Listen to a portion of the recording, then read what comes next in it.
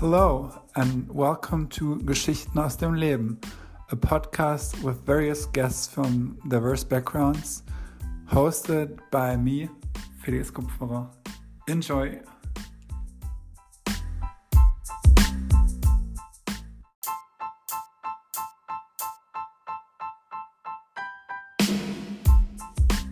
This episode of Unter Freunden und Freundinnen feels like a full circle moment to me as I'm talking to Aitor, who was one of the first people to find out about the podcast project I was planning on starting at the end of last year. So now finally I'm also talking to Aitor about his hometown Vigo in Galicia, about his way to Germany and also to the UK for some time, his experiences living abroad, cultural differences, his thoughts on life in Germany, and also, which I found especially inspiring, his insights on how to find your dream job and how to get there. Because he's now working in programming for a games developer, which is something he had dreamed of for quite a while, but also took some effort to get there for him. And he told us how he managed to do so, which can be translated into other fields and projects as well, I guess. So I'm sure you will get lots of insights for yourself too. Thanks for tuning in, enjoy listening, and let's go. Hello, Aitor. Nice to have you here. Hello, Felix. Actually, it feels like a wrap-up now because the first episode I recorded was with your girlfriend, Caro, and now it's with you. We talked about this back before the whole podcast even started, I think. And you were one of the people I reached out to first, and then somehow we didn't make it happen, but now we are. And that's great. So let's dive right into it. You lived in Germany for quite some time now, but always on and off, like you spent some time in Spain in between, also lived in the UK for a while. But overall, like, how do you feel about life in Germany and Germany as a country now? I really like Germany because I feel the quality of life in Europe in general is much better than in other places. Like, this is a personal opinion, of course, but I was 3 years in the UK and for me it was too different the way people live there. And when I come back to Germany, it feels more natural to me, the culture in general. Of course, there are differences, but I really feel like at home. Maybe it's because my girlfriend is from here and, I already mixed with the family. In the UK, I didn't have any family. That may be a reason as well. But I really like the quality of life and how people are. Like, they're pretty polite in general and really calm. Like in Spain, people, we are more excited, we talk louder and stuff. The idea of Germany being more similar to Spain than the UK is kind of funny because I didn't think that anyone would say that. Like, I guess when you think about Germans and Germany, they're always like very punctual and very strict about their plans and planning ahead in general and wanting to stick to those plans. And Spanish people, in my mind, they're all like very much more outgoing and more spontaneous about life. It's interesting to hear that you like Germany so much compared to UK, but also compared to Spain. What's your most and maybe also least favorite thing about Germany and or Germans? I mean, it's not that we Spanish people and German are too equal. I mean, there are different, but there's this European thing. There's so many things between countries. For example, if you compare like Italy with Spain, that we have really quite similar culture, right? But there are a lot of differences. With Germany, it's the same, but there's still this sense of what is important and quality. I think there is a common sense. That's why I say, like, I feel like almost home because you don't feel like you're in a totally different universe. So that's one thing. But talking about what I like from Germany, I really noticed, like, this is my perspective. Of course, some people might say that it's not true, but I would say that people really love to be outside. They feel they are really connected with nature. I see a lot of people, like, they love to go hiking on the weekend, and they always like to take any opportunity to go outside and enjoy the nature. And also, like, they seem to be very respectful to the environment. They try to keep things clean, which I like it. Where I'm from is pretty clean as well. My city is pretty clean, I would say. But I've seen other places where people don't really care. There's another thing that I like. Festivities here, like they have a lot of, how can I say, like small details. Like, for example, you have Christmas and you have these Christmas markets full of details, Like, there's a lot of rituals around the main holidays and seasons here. For example, Easter as well. And Christmas, I think those two are my favorites. And you have San Martin, where kids go with the lights. I live next to a kindergarten, and they made some campfire, and they were singing. I think that's pretty nice. Like it's not that we don't have parties and stuff, but here they seem to be more cozy and Maybe because they have to, because winter is more severe and yeah. colder and longer than in Spain. Yeah, well, I mean, I guess that's a little bit of a myth because it depends where you are in Spain. Because where I live, it's true that it doesn't get that cold because I live next to the seaside when I was in Spain. But still, you get a lot of rain, still wintry. We have 4 months of summer, and then, of course, it's not a hard winter, but I've never been to your region. You're from Vigo in Galicia. Can you tell us a bit about the city and the region around it? What's it like there? Vigo is one of these unknown gems that exist in Spain. No one knows about it, and it's one of the nicest places in Spain. It's like we could say like it's the west coast of Spain, like it's the California of Spain.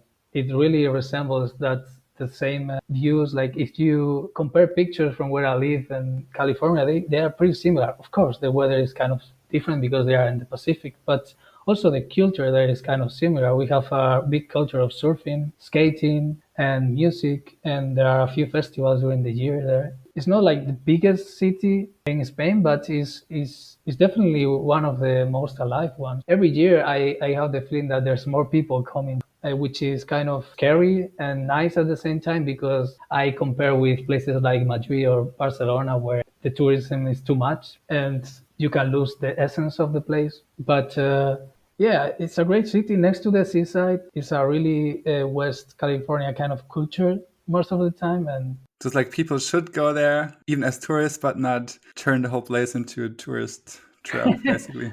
no, they should go, but they should be aware that also, like, for example, things that you give for granted, like people speaking English, things like that may be more limited. But I would say give it a try. Yeah, it's definitely on my list. And also, when I went to Portugal earlier this year, a few weeks ago, I saw ads on the airplane advertising for a vacation time in Vigo. Like, lots of nice pictures. It's like it's so close to the border. So I think once you're in Porto, it's not very far anymore. No, actually, you have a direct bus from Porto. You have a bus from Porto and the airport. I usually take my planes to Porto and go to Spain Huh. because it's the closest airport for me. It's 2 hours by bus, but it's still really, yeah. So you really seem to like your hometown and region and all the nice aspects about it. It's just mentioned. So why did you leave? Like, what made you want to live abroad? I really love to travel because I love English music. I always wanted to go to the UK. That's for sure one thing that I wanted. And for me, like for example, going to Erasmus was a natural choice as well. Also, I think it's really important for people to go abroad and look the places for themselves because we often see on TV how things are in other places, but most of the time they don't reflect the reality, right? And you may have a different view if you go to the place. So it's important that you experience for yourself. Like having trips, small trips is fine for holidays, but living in a country for a long period of time, like 2, 3 years, makes the whole difference. It makes you know more about the culture and you really get immersed in it.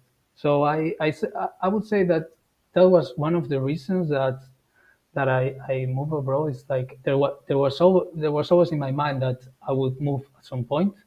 That was there, but the click point was that I met Caroline, right? And so love was my main motivation to move. And also, like, it was easier for me to find a job outside because one of the biggest problems in Spain is to find a job. It's not easy, it's bad paid, and it's like intellectual work is not valued as much, unfortunately. And there's not much industry, for example, in my field. So a good option is also to go abroad. That's a very nice reason to do anything, I'd say. Love. Do you see yourself living abroad forever and always from now on, or would you want to move back? I always have on the back of my mind to go back, to my place, but some things must change before that happens. The work-life balance is not really nice, but on the other side, I don't have any problem with living abroad.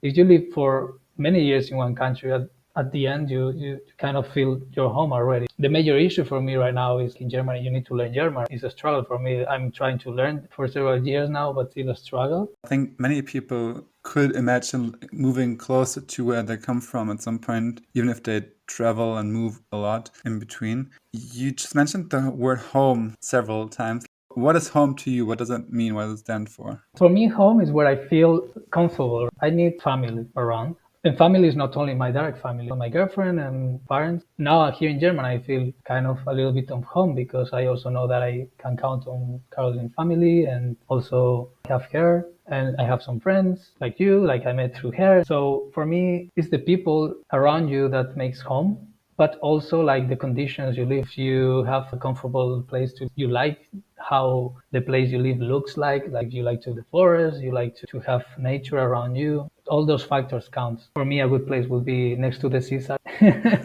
I mean, that could be difficult in Germany unless you move to the very north. And even then, it probably wouldn't be the same feeling as it is in Vigo and Galicia overall. You mentioned working in Spain as being very difficult and also young people not being able to find a job, I guess. That's also one of the reasons why so many people leave the country. Now you work in a job that sounds like a dream come true. Like, it wouldn't be my dream, but I guess you, as a person who really likes playing video games, and now working for a video game company, that must be the end game. How did you manage to get there? Let's say you really like something and it's one of your big passions, but how do you turn that into work? And how do you manage to get into a company that's probably not very easy to get into? There was a struggle on the way, but I want to emphasize one thing, which is I never had a struggle. My family was okay always. And that's an important thing that people need to be aware of when someone talks about their journey. Because some people just say, yeah, work hard, whatever. But, the opportunities are not equal for everyone. For me, the major factor after having that is discipline. Because the only thing that works is doing the same thing several times. You first need to have some objectives in your life and ask yourself why you want to get there and how much you want to get there. Because if you don't really want it, you don't gonna get. And the second thing, you need to believe that you can do it and then put the time on it. Before I get into software engineering, I was studying business and management. I really hate that career. It took me forever to get it because I didn't want to do it. And I discovered programming, looking resources. My father was always in electronics, and I found a book of programming. And then I started to ask myself what it would be to make a game and stuff. And I started like that. When I had my free time, I went to the library and I started studying and programming by myself for a full year, 2 years. So at that time, I was 27 years old. I was kind of late on my other career. And I was trying to get into software engineering without a software engineering degree. But we all know that degrees, they matter because some companies will not accept you if you don't have any qualification. It's a social guarantee. It makes people less suspicious about you. So what I did, I enrolled this software engineering degree, which is a distance university, and I found an internship in Kaiserslautern, and I did it for 3 months. And they like how I work. I took it seriously. I work hard, and then they offered me to stay the full year.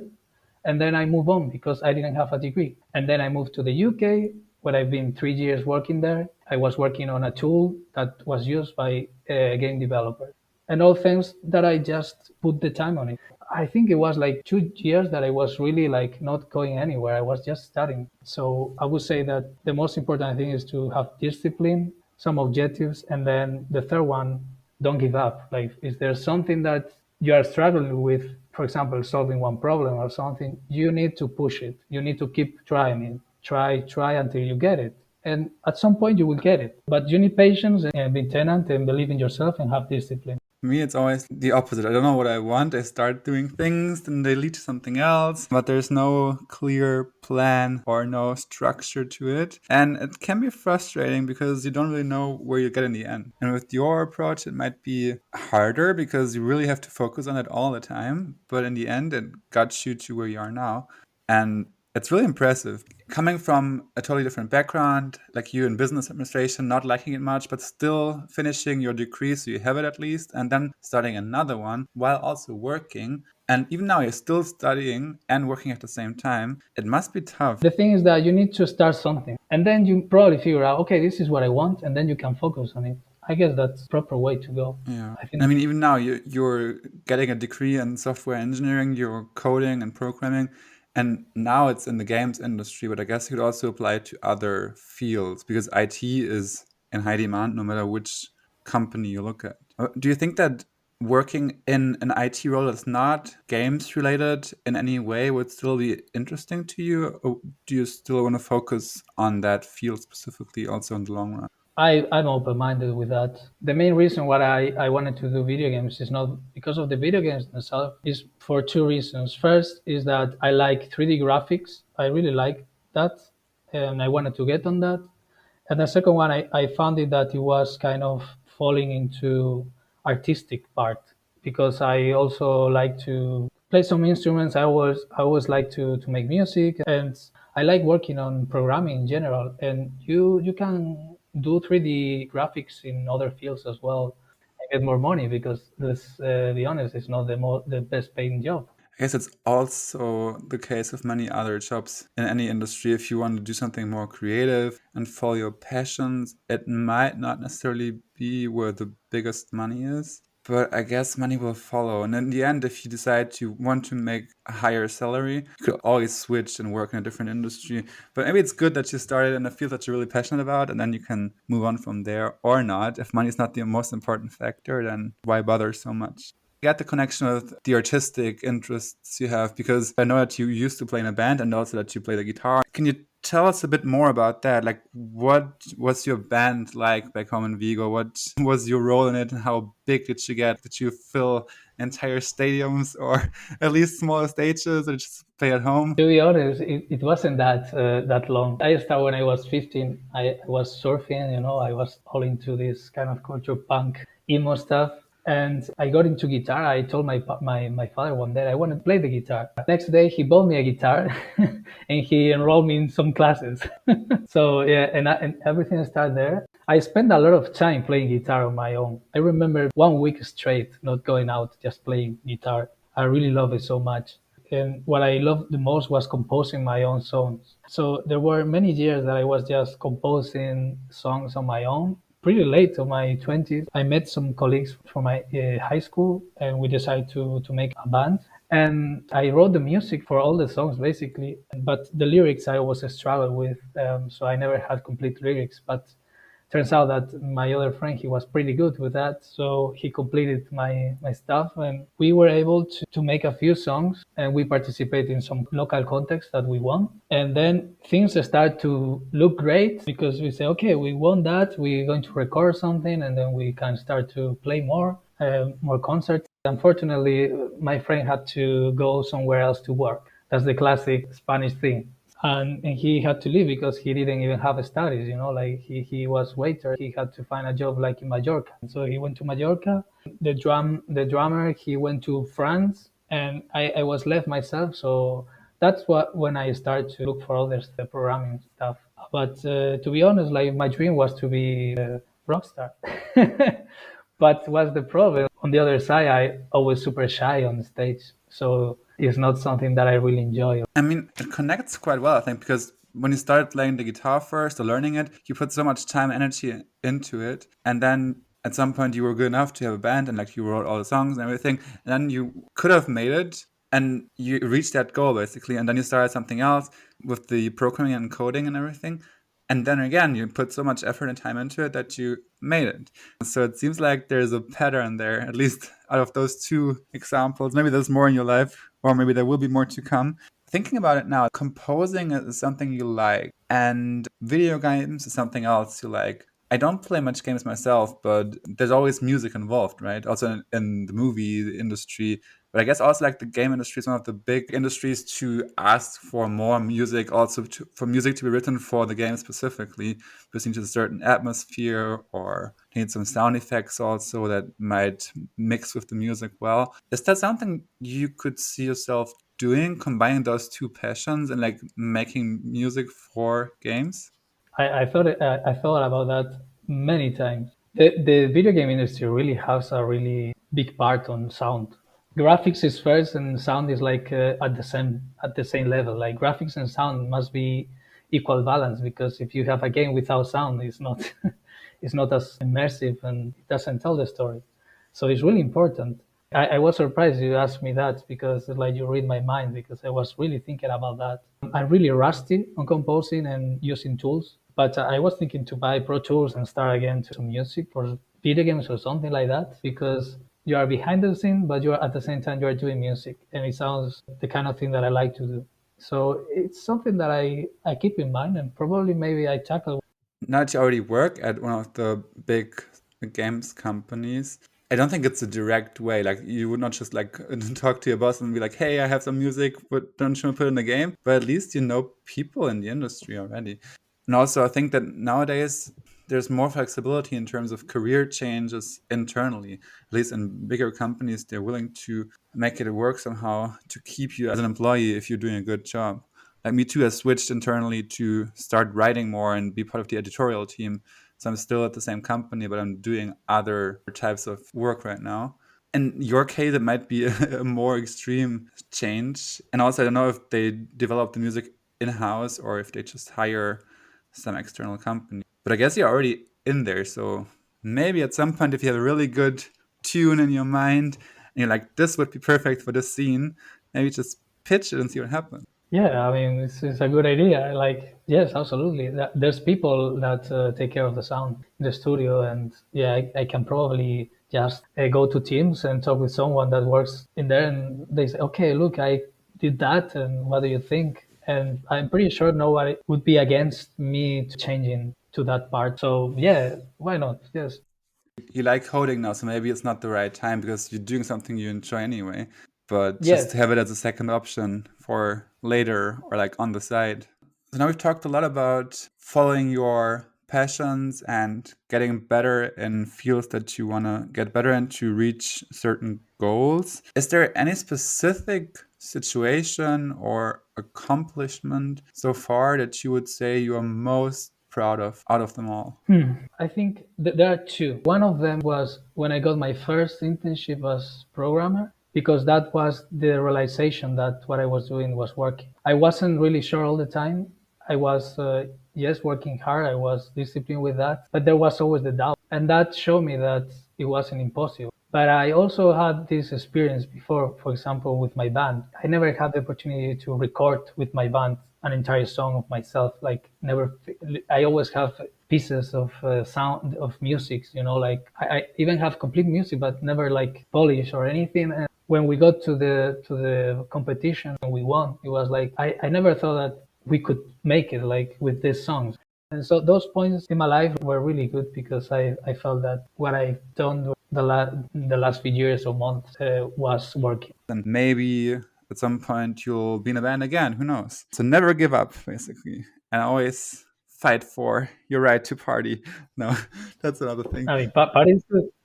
So if you want something, you need to fight for it and not let people to get into your dreams and things. You need to take them seriously because no one else will. Talking about doing your things to get to your goals, is there anything right now that you really hope for or dream about? What's your next big step, your biggest goal to come? Well, my goal right now is to finish the degree that I start because it is already like a pain, like having it for so long. Because working and studying, it can be tiresome. But to be honest, right now my goals are pretty simple. I want to get fit because during these years I also dismiss my health.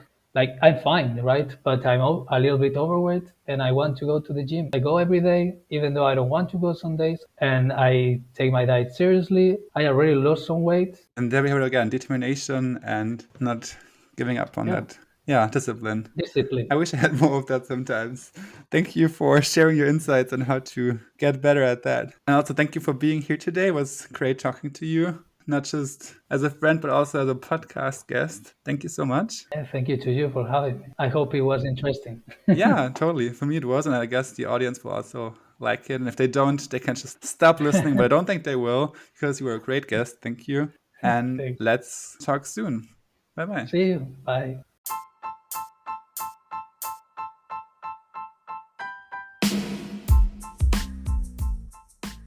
That's it for today, guys. Thank you so much for listening to this podcast and this episode today. If you liked it, please feel free to spread the word, share it with your friends, and also listen to the other episodes.